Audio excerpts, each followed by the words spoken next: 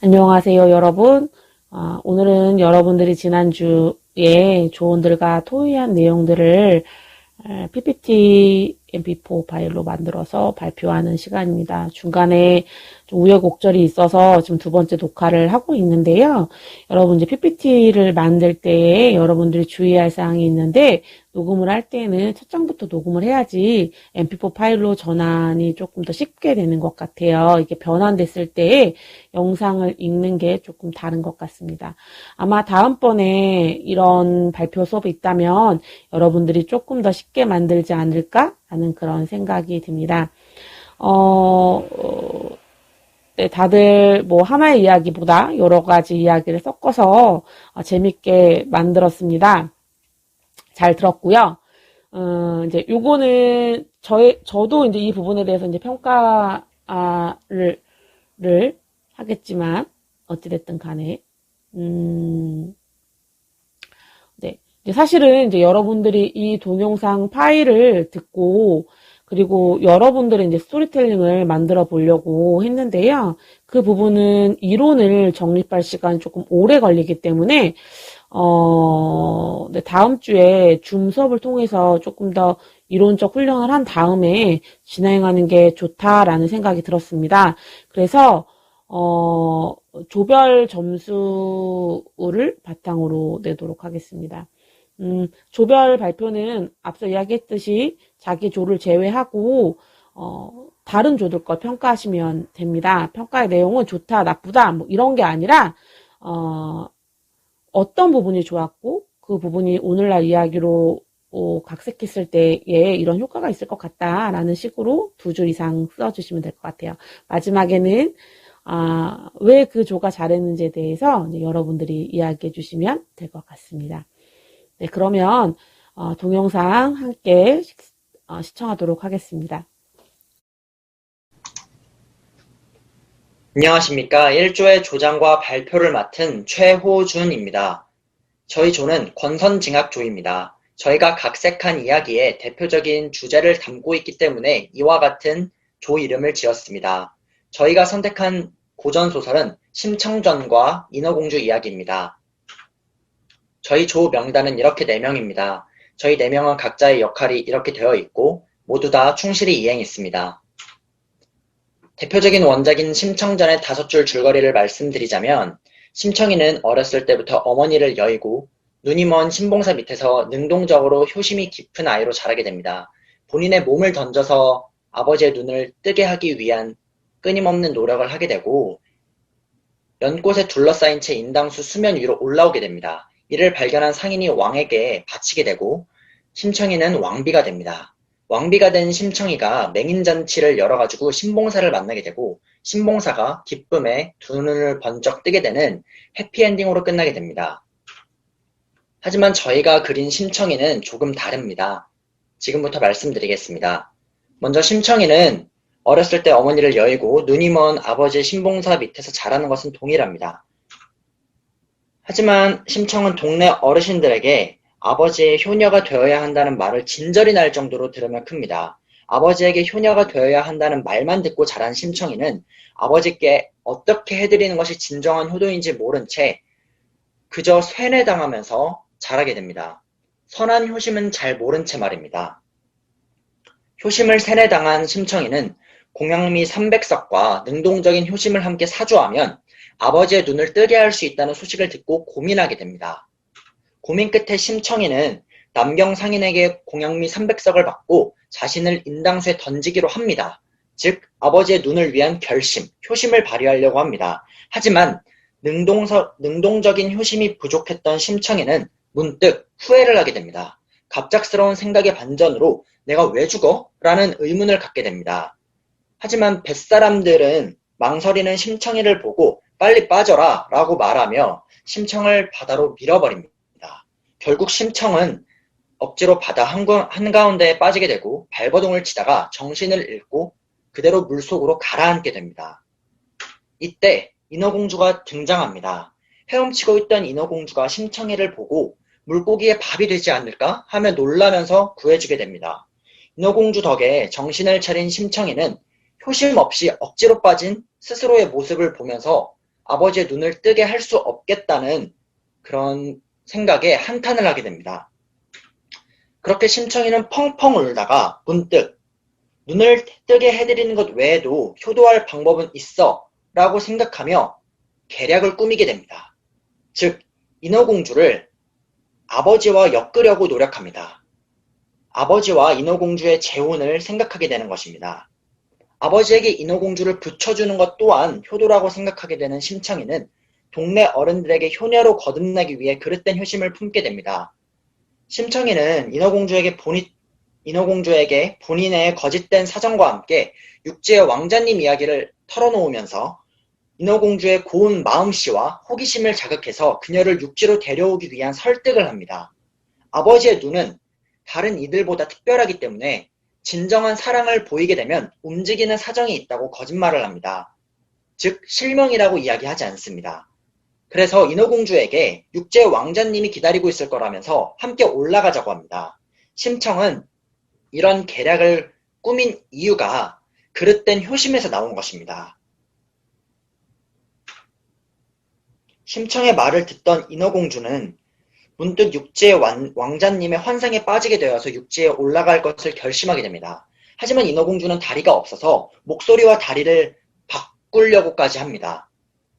따라서 목소리와 다리를 맞바꾼 인어공주는 심청과 함께 육지로 올라가게 됩니다. 마침 항구에서 본인을 찾고 있는 아버지를 본 심청은 인어공주를 얼른 아버지 앞으로 떠밀게 됩니다. 아버지를 처음으로 만나는 남자로 만들기 위해서이죠. 인어공주는 심청의 말에 완전히 속아서 육지에 올라와 처음으로 본 남자인 신봉사를 본인만의 육지의 왕자로 확신하게 됩니다. 신봉사 또한 사랑하는 딸을 데리고 온 인어공주에게 감사함을 느끼며 좋은 감정을 갖게 됩니다. 인어공주와 신봉사는 결혼까지 하게 되고 이로써 심청은 본인이 할 효도는 다 했다고 생각합니다. 이렇게 인어공주는 신봉사에게 본인의 진정한 사랑을 보여줘서 눈을 뜨게 하려고 굳게 다짐하게 됩니다. 하지만 본인의 육지의 왕자 신봉사를 위해 희생하던 인어공주는 함께 밤낮 없이 농사를 짓던 아주머니들에게서 신봉사는 평생 눈을 못 뜨는 장님이라는 충격적인 이야기를 듣게 됩니다. 놀란 인어공주가 아주머니들에게 따지면서 진정한 사랑으로 눈을 뜨게 할 것이라며 화를 냅니다. 충격을 받은 인어공주가 갑자기 말을 하게 된 것입니다. 아주머니들에게 육지로 올라오기 전에 심청에게 들은 진정한 사랑, 육지의 왕자님 이야기를 하게 된 것입니다. 목소리와 다리를 맞바꿔서 인어공주는 말을 할 수 없어야 하는데 그간 착하게 살아온 탓인지 갑자기 목소리가 나오기 시작하게 된 것입니다. 이를 들은 아주머니들은 말도 안 되는 소리라며 신봉사는 왕자가 아니라 장님이라고 모두 속은 것이라고 사실을 말해주었습니다. 충격을 받은 인어공주는 집으로 가서 심청에게 따지고 신봉사에게 사실을 말하라며 절규합니다. 인어공주는 능동적으로 주체적으로 생각하지 않은 채 심청의 말만 고지곳대로 믿고 육지의 환상에 빠진 본인을 한탄합니다. 하지만 이내 정신을 차리고 다리뿐 아니라 목소리까지 얻었으니까 새로운 삶, 진정한 사랑을 찾아 백만리의 여정을 떠나게 됩니다. 배은망덕한 심청은 평생 아버지의 눈을 뜨게 하지 못하였고 결국 동네 어르신들에게 손가락질만 받으면서 온갖 고생을 하다가 생을 마감했다고 합니다. 네, 이상 이야기는 여기까지입니다. 저희 1조가 24줄로 각색한 이 이야기로 드리고자 했던 메시지는 3가지입니다. 권선징악입니다. 인어공주처럼 착하게 살면 목소리를 찾게 되는 것처럼 복이 오고 심청이처럼 바쁘게 살면 평생 고생하게 된다는 것입니다. 두 번째는 능동적인 삶입니다. 인어공주처럼 다른 사람의 말만 함부로 믿어가지고 속아가지고 손해보지 말고 스스로 능동적으로 선택해 나아가는 삶을 살자는 것입니다. 세 번째는 진정한 효심입니다. 동네 어르신들의 시선을 신경 쓰면서 억지로 효도하려고 했던 심청이 우리는 타인의 시선을 의식하는 효도가 아니라 마음에서 우러러 나오는 효를 실천했으면 좋겠습니다. 네, 이상 1조의 발표 마치겠습니다. 감사합니다. 김영, 김영주, 이승현, 이종우 토끼 심청조 발표 시작합니다. 사용한 이야기. 심청이 별주부전 타로와 거북이를 사용하여 이야기를 각색하였습니다. 각색한 이야기. 옛날 한 마을에 누님은 신봉사와 효심 깊은 딸 심청이가 살고 있었습니다. 둘은 가난하지만 서로 도우며 화목하게 살고 있었습니다. 어느 날 신봉사는 홀로 길을 걷다 배고픈 토끼를 만나는데 토끼를 가엾게 여긴 신봉사는 자신의 점심을 토끼에게 주게 됩니다. 토끼는 감사의 의미로 신봉사에게 바다 및 용궁에 사는 용왕의 간을 먹으면 눈을 뜰 수 있다는 말을 전해줍니다. 돌아온 신봉사는 심청이에게 이 이야기를 전하게 되는데 심청이는 아버지를 위해 용궁을 찾으려 방방곡곡 몇 날 며칠 수소문하지만 찾을 수가 없었습니다. 심청이는 용왕님의 간을 가져올 방법을 계속 고민하였습니다. 그리고 복잡해진 생각을 정리하기 위해 바닷가로 향했습니다. 그곳에서 다른 동물들에게 괴롭힘을 당하는 거북이를 발견하게 되었습니다. 심청이는 큰 소리를 질렀고 다른 동물들은 그 소리를 듣고 도망갔습니다. 심청이는 위기에 빠진 거북이를 도와주었습니다. 그런 심청이에게 거북이는 감사의 인사를 전하며 원하는 소원을 말하면 들어주겠다고 했습니다. 심청이는 자신의 아버지의 눈을 낫게 하기 위해 용궁에 가고 싶다는 부탁을 하게 됩니다. 거북이는 그 부탁을 흔쾌히 들어줍니다. 용궁에 도착한 심청이는 용왕님으로부터 거북이를 도와줘 고맙다는 감사 인사를 듣게 되었습니다. 용왕님은 심청이에게 산의 진미가 가득한 잔치상을 주며 극진한 환대를 하였습니다. 용궁에서 심청이는 즐거운 시간을 보냈습니다. 심청이는 용궁에서 지내면서 못해서는 그동안 겪지 못했던 호사를 누리게 되어 시간이 가는 줄도 모르고 지냅니다. 그렇게 시간이 흘러 심청이는 용왕과 이야기를 나눌 기회가 생겼고 육지에 관해 이야기를 나누던 중 문득 여기에 온 이유가 떠올랐고 자신을 친절하게 대해준 용왕의 간을 빼갈 수는 없었기에 심청이는 용왕에게 자신이 용궁에 오게 된 이유와 사정을 이야기해 줍니다. 심청이와 심청이의 아버지의 이야기를 들은 용왕은 아버지를 위하여 용궁까지 찾아온 심청이의 효심에 깊은 감동을 받게 되었습니다. 이에 용왕은 잠시 고민을 한 후 특이하게 생긴 상자를 가지고 와 심청이에게 건네주었습니다. 심청이는 이 상자가 무엇이냐 묻자 용왕은 효성이 깊은 너에게 주는 작은 선물이라 하며 그걸 들고 어서 육지에 있는 아버지에게 돌아가 보라고 하였습니다. 심청이는 용왕의 그동안의 호의와 선물에 감사하며 용궁을 뒤로한 채 상자를 들고 다시 거북이와 함께 육지로 돌아오게 됩니다.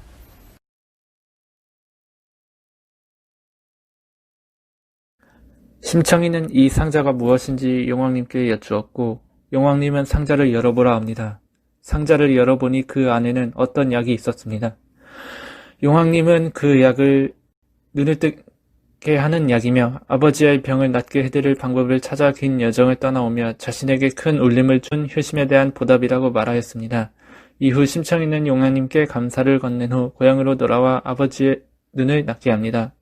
아버지는 이것에 놀라워하며 심청이에게 어떻게 된 일이냐며 물었고 심청이는 자신이 겪었던 일을 말해줍니다. 이후 아버지의 눈을 뜨게 하기 위해 토끼의 말을 듣고 거북이를 도와주며 그 답례로 용궁으로 가 아버지의 눈을 낫게 할 약을 받아왔다는 경험이 소문으로 퍼지게 되며 지극정성인 심청이의 효심에 마을 사람들에게도 큰 영향을 주게 됩니다. 그렇게 소문이 널리 퍼지던 중 왕궁에까지 심청이의 효심에 대해 알게 되었고 그리고 왕 또한 이 소문을 듣게 됩니다. 왕은 심청이를 불러 이 소문이 사실이냐며 물었습니다. 심청이가 그렇다고 하고 자신이 경험한 일들에 대해 이야기하자 그 이야기를 듣던 왕은 심청이의 효심에 감동하고 이를 칭찬하며 자신의 아들인 왕자의 상대로 누구보다 적합하다 여기며 왕자와 결혼하게 됩니다. 그렇게 해서 아버지 김학규는 왕족을 사위로 두어 부원군이 되며 여생을 행복하게 보냈고 왕의 명으로 마을의 주민들에게까지 보상이 내려지며 마을엔 효냐와 효자들로 넘치게 되었습니다. 심청조 발표 마치겠습니다. 감사합니다.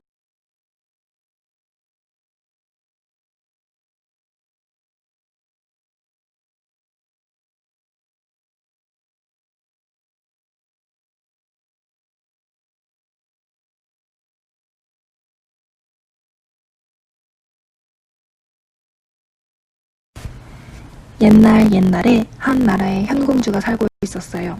현공주는 세상 모두가 부러워할 만큼 아름다운 외모를 갖고 있었어요. 또 현공주에게는 언니가 한 명 있었어요. 언니 공주는 진실만을 말해주는 거울을 갖고 있었어요.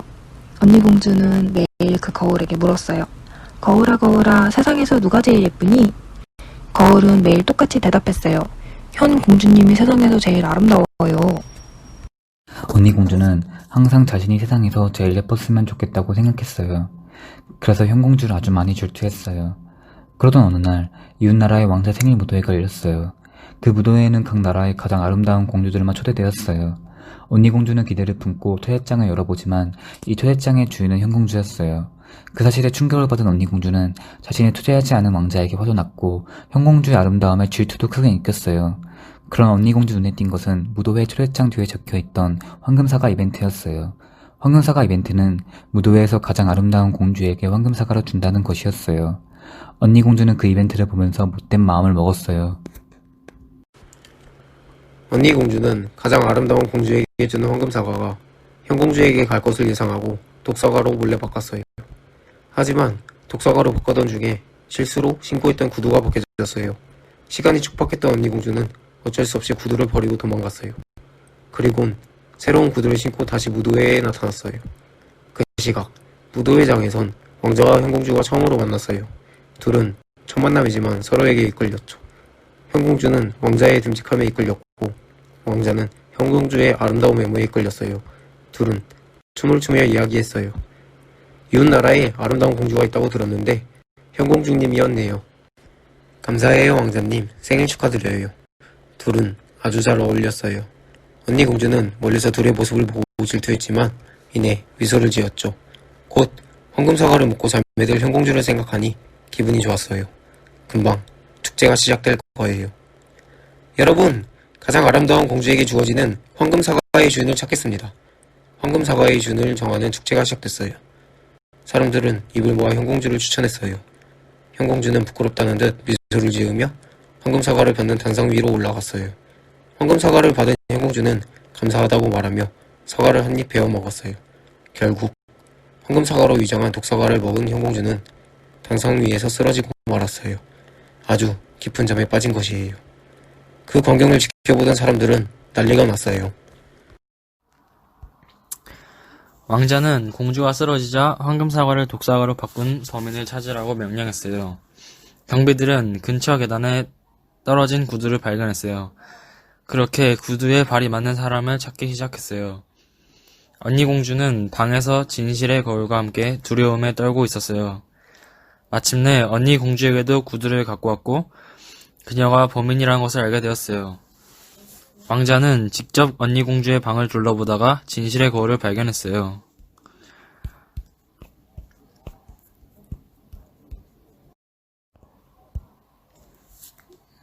왕자가 물었어요. 거울아 거울아, 현공주를 잠에서 깰 방법이 무엇이니? 거울이 대답했어요. 사랑하는 사람이 키스를 받으면 된답니다. 방법을 알게 된 왕자는 잠들어 있던 현공주에게 달려갔어요. 곤히 잠들어 있는 현공주에게 왕자는 망설임 없이 키스를 했어요. 왕자의 키스를 받은 현공주는 잠에서 깨어날 수 있었어요. 현공주와 왕자는 첫눈에 반한 서로의 마음을 확인했어요. 현공주에게 독사과를 먹인 언니 공주는 평생 감옥에 갇히게 되었어요. 그리고 현공주와 왕자는 결혼해서 행복하게 살았답니다.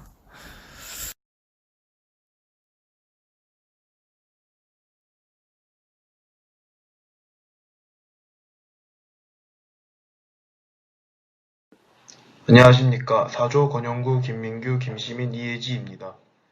저희가 만든 작품은 흥부정과 성냥팔이 소녀를 합쳐 각색한 행복을 물어다준 새입니다. 어두컴컴한 골목으로 이루어진 달동네의 작은 집에는 엄마, 아빠, 그리고 한 소녀가 살고 있었습니다. 하지만 웃음소리가 새어나오는 다른 집들과는 달리 소녀의 가족은 그리 화목하지 않았습니다. 퇴근을 하고 돌아오시는 소녀의 아빠는 매일 밤 술에 취해 소녀와 소녀의 엄마에게 화를 냈고 결국 더 이상 견디지 못하는 엄마는 집을 나가 돌아오지 않았습니다.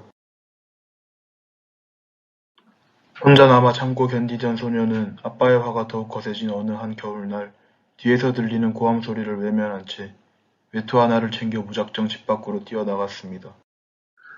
무작정 달리고 걷다 고함 소리가 잊혀질 때쯤 골목에 앉아 뒤져본 아버지의 외투 주머니에는 술집에서 받은 것 같은 성냥 한 통밖에 없었습니다. 소녀는 그나마 다행이라고 생각하며 더 추위에 떨기 전에 성냥을 하나씩 켜기 시작했습니다. 성냥을 몇 개째 켜고 있는지 잊어갈 때쯤 문득 소녀의 귀에 날카로운 새소리가 들려왔고 소리를 따라 눈을 돌려보니 앙상한 나무 위 위태롭게 버티고 있는 둥지 속에 어미새를 찾는 것 같은 아기 새들이 있었습니다. 소녀는 추위에 지쳐 있었지만 주저없이 나무에 올라가 둥지를 바로잡고 내려왔습니다. 소녀는 조금은 편안한 마음도 들었지만 그보다 더 차가워진 손을 녹이기 위해 다시 성냥을 켜기 시작했습니다. 그러다 더 이상 새소리도 들리지 않던 순간 한 커다란 새가 소녀의 눈앞에서 말을 걸어왔습니다. 제 아기 새들을 구해주어서 정말 감사합니다. 당신이 아니었으면 큰일 날 뻔했어요. 이걸로 답례가 될지는 모르지만 하루에 한 번씩 소원을 들어주는 씨앗을 드릴게요. 그 후 새는 3개의 씨앗을 주면서 자기 전에 씨앗을 손에 쥐고 소원을 빌고자 하면 소원이 이루어질 거라고 말한 후 날아갔습니다. 소녀는 꿈인가 싶었지만 손에 있는 씨앗을 보고 혹시나 하는 마음에 그중 하나를 골라 소원을 말하며 골목길에서 잠이 들었습니다. 아빠가 더 이상 술에 취해 화를 내지 않았으면 좋겠어. 아침이 밝아 기대를 갖고 조심스럽게 집으로 돌아간 소녀는 달라진 풍경에 말문이 막혔습니다. 술병과 옷들로 난장판이었던 집은 온데간데 없이 따뜻한 밥과 집으로 들어온 소녀를 반겨주는 아버지 때문이었습니다. 180도 달라진 아버지의 모습이 낯설기도 했지만 그토록 꿈꿨던 아버지의 모습에 눈물을 흘렸습니다. 그날 밤 소녀는 2번째 씨앗을 꼭 쥐고 소원을 말했습니다. 아버지에게 실망하신 어머니가 지금 모습을 보면 엄청 기뻐하실 거야. 어머니가 돌아왔으면 좋겠어. 다음날 설레는 마음으로 방에서 나온 소녀는 어머니가 한상 가득 차린 식탁을 보았습니다. 처음으로 화목한 분위기 속에서 다 같이 식사를 한 후 소녀는 진정한 가족의 사랑을 느낄 수 있었습니다. 소녀는 서로 웃으며 대화하시는 부모님의 모습을 보며 마지막 소원을 정했습니다. 그날 밤 우리 가족이 변하지 않고 오늘처럼 영원히 행복했으면 좋겠어. 소녀는 손에 씨앗을 꽉 쥔 채 잠에 들었습니다. 소녀의 소원은 모두 이루어졌지만 소녀가 1번째 소원을 빈 다음 날 아침 사람들은 신문을 보고 안타까움을 감출 수 없었습니다. 싸늘한 시체로 발견된 소녀. 추위를 이기지 못한 소녀는 미소를 띤 채 손에 성냥 3개를 꼭 쥐고 있었다.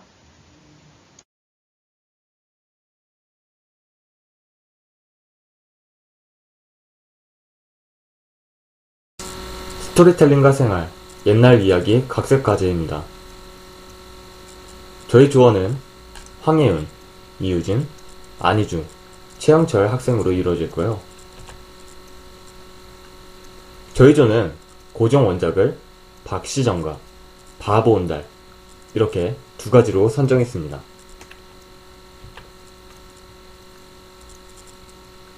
저희가 각색한 옛날 이야기의 이름을 저희 조원, 여성 조원들의 이름을 따서 진주윤전이라고 지었고요. 저희의 주제는 주위의 편견을 깨고 활약하는 여성입니다. 그럼 이야기를 들어보시죠.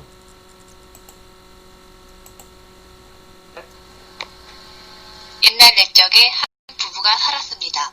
이 부부는 옛날부터 아이가 생기지 않아 낙심하고 있었습니다. 그러던 어느 날 부부는 이상한 꿈을 꾸게 되었습니다.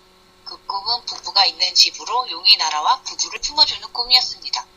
그렇게 힘찬 울음소리로 태어난 아이는 여자아이였습니다. 부부가 아이의 이름을 진주윤이라고 지었습니다. 예쁘게 자란 진주유는 총명하고 무도 뛰어났지만 여자라는 이유로 가거나 무의 시험을 볼 수 없었습니다. 부모님께서 아이에게 너는 남자아이였다면 장원급제도 하고 장군도 할 수 있었을 것이라 얘기하며 태몽을 알려주었습니다. 진주유는 그 말을 듣고도 여자라서 포기해야 된다는 것은 납득할 수 없다며 열심히 글쓰기와 무예 훈련을 하였습니다. 마을 사람들은 매일 하루도 빠짐없이 공부하고 훈련하는 아이를 보며 쓸데없는 노력이라고 무시했습니다. 진주인이 사는 마을은 나라에서 전쟁이 일어났을 때 가장 전략적인 요충지였습니다. 호시탐탐 마을을 노리던 외세를 심상치 않게 본 진주유는 미리 전쟁이 났을 때를 상상하여 예비책을 틈틈이 만들어 놓았습니다. 그러던 어느 날 새벽 훈련을 하고 있던 진주윤이 저 멀리 바다에서 커다란 배 12척이 들어오는 것을 발견했습니다. 외세의 깃발인 것을 확인하고 진주윤은 마을 사람들에게 이 소식을 알렸습니다. 진주윤이 지리적 지형을 잘 알고 있었기 때문에 마을 사람들을 진두지휘하여 외세 침략을 막게 되었습니다. 외세의 침략을 막은 진주윤의 활약으로 인하여 왕이 바라는 것을 들어주겠다고 얘기했습니다. 진주윤은 여자도 과거나 무예 시험을 볼 수 있게 해달라고 요청하였습니다. 이후 이 나라는 여자, 남자 상관없이 누구나 능력이 있으면 사회 진출에 어려움이 없는 평등한 나라가 되었습니다. 이상으로 발표를 마치겠습니다. 감사합니다.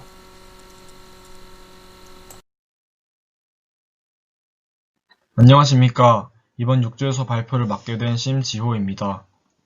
지금부터 고전소설을 각색하는 조별활동에 대한 발표를 시작하도록 하겠습니다. 내용 발표를 시작하기에 앞서 간단히 육조 조언을 소개하도록 하겠습니다. 육조는 저 심지호, 안예지 학생, 이장규 학생, 고채원 학생으로 이루어져 있습니다. 저희 조가 각색한 원형소설은 피노키오 이야기와 금도끼 은도끼 이야기입니다.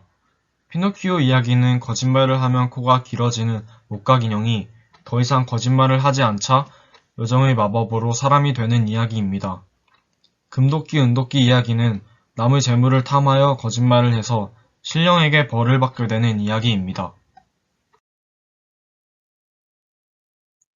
이처럼 두 원형 소설 속에는 거짓말이라는 요소가 공통적으로 포함되어 있습니다. 이러한 공통점을 바탕으로 하여 두 이야기를 함께 각색하게 되었습니다. 이렇게 신 피노키오 이야기가 만들어졌습니다. 그럼 지금부터 이야기를 시작하도록 하겠습니다. 옛날 어느 마을에 피노키오와 제페토 할아버지가 살고 있었습니다. 어느 날 제페토 할아버지는 피노키오에게 쇠도끼를 건네며 너의 친구로 목각 인형을 만들어 줄 테니 산에 가서 나무를 해오라고 했습니다.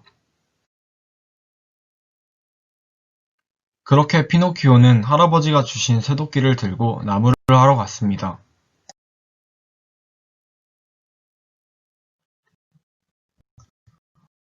나무를 하던 중 피노키오는 도끼질을 잘못하는 바람에 연못에 도끼를 빠뜨리고 말았습니다.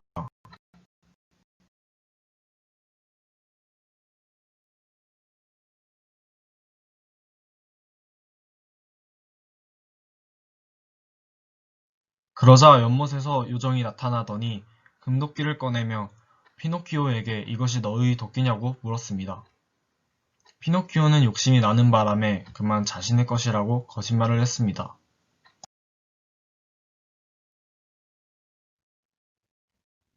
요정은 피노키오의 말을 듣고서 피노키오에게 금도끼를 주더니 금세 사라졌습니다. 금도끼를 얻게 된 피노키오는 신이 나서 곧장 집으로 향했습니다. 그렇게 피노키오는 집에 도착했는데 제페토 할아버지는 안 계시고 웬 목각 인형이 있었습니다. 알고 보니 그 목각 인형은 제페토 할아버지였고 피노키오가 한 거짓말 때문에 요정이 할아버지를 목각 인형으로 만들어 놓은 것이었습니다. 피노키오는 뒤늦게 연못으로 달려가 금도끼를 다시 돌려주겠다며 요정을 불렀지만 요정은 나타나지 않았습니다. 피노키오는 자신의 거짓말로 인해 할아버지가 목각 인형이 됐다는 죄책감에 연못 앞에서 하염없이 눈물을 흘렸습니다. 한참을 울던 피노키오는 눈을 떴습니다. 금도끼를 들고 집으로 돌아가는 길에 나무 그늘 아래에서 깜빡 잠이 든 것이었습니다. 피노키오는 안도감을 느꼈습니다.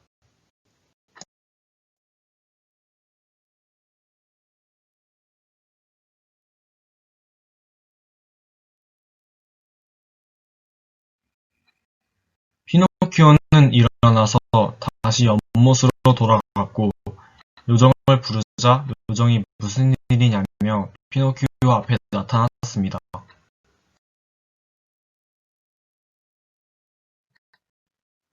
피노키오는 자신의 거짓말을 고백하고 사과와 함께 금도끼를 요정에게 돌려주었습니다. 요정은 미소를 띠더니 정직한 피노키오를 칭찬하면서 금도끼를 선물로 주었고 피노키오가 빠뜨린 쇠도끼 또한 꺼내주었습니다. 요정은 피노키오가 더 이상 거짓말을 하지 않기에 피노키오를 사람으로 만들어 주었습니다. 피노키오가 고맙다는 말을 할 새도 없이 요정은 또다시 금세 사라져 버렸습니다. 집으로 돌아온 피노키오는 제페토 할아버지에게 지금까지 일어났던 일들을 얘기했습니다. 제페토 할아버지는 피노키오를 칭찬하였고 금도끼를 이용하여 멋진 새 친구를 만들어 주었습니다. 그리곤 행복하게 살았습니다. 이상으로 고전소설을 각색하는 조별활동에 대한 발표를 마치도록 하겠습니다. 들어주셔서 감사합니다.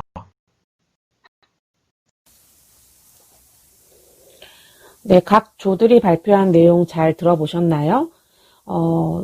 이 내용들을 바탕으로 여러분들이 이제 개인 스토리텔링을 한번 해보는 시간을 가지려고 하는데요. 이게 생각보다 시간이 많이 걸리고 이론적인 내용도 필요해서 사실은 다음 주에 수업을 어떻게 할까 고민이 됐습니다. 동영상 수업을 녹화를 해서 여러분들이 이해할 수 있게끔 도와줘야 되나 이런 생각들을 했었는데요. 제가 봤을 때는 이제 오늘 발표한 내용들을 보니까 피드백이 원활하게 이루어지지 않아서 생기는 문제점들이 보이더라고요. 그래서 다음 주에는 실시간 줌 수업을 이제 그대로 진행하도록 하겠습니다. 그리고 여러분들이 개인 스토리텔링을 짤 때 어떤 것들을 바탕으로 짜야 되는지, 그리고 지금 이제 조별 과제로 제가 12줄이나 24줄로 요약을 하라고 했는데 왜 그런 방식으로 하라고 했는지 그 이유를 다음 주에 여러분들과 함께 나눠보려고 합니다. 네. 그래서 다음 주에 수업 시간에 내줄 과제들을 제가 점검을 하고요. 지금 정부에서 방침이 이제 1단계로 내려와서 어떤 학교는 대면 수업으로 전환을 하려고 준비하고 있습니다. 근데 한서대학교 같은 경우에는 어떻게 됐는지 아직 지침이 내려오지 않아서 우선은 언택트, 비대면 강의를 하는 걸로 이야기를 하도록 하겠습니다. 그래서 만약에 무슨 특별한 일이 생기게 되면 여러분들에게 쪽지로 다시 한번 공지사항을 알려드리도록 하겠습니다. 다음 주는 여러분 잊지 마시고 줌 수업이라는 거 잊지 마시고 시간에 맞는 시간에 여러분들이 네, 들어오시면 됩니다. 제가 특별한 변경사항이 없으면 기존에 이 클래스에 올린 그 주소 그대로 연동이 되거든요. 그렇게 들어오시면 될 것 같아요. 오늘 오늘 출석 확인 과제는 오늘까지 여러분들이 올리시면 됩니다. 그럼 다음 주 줌 수업 시간에 보도록 하겠습니다. 네, 다음 주에 봅시다. 고생하셨습니다.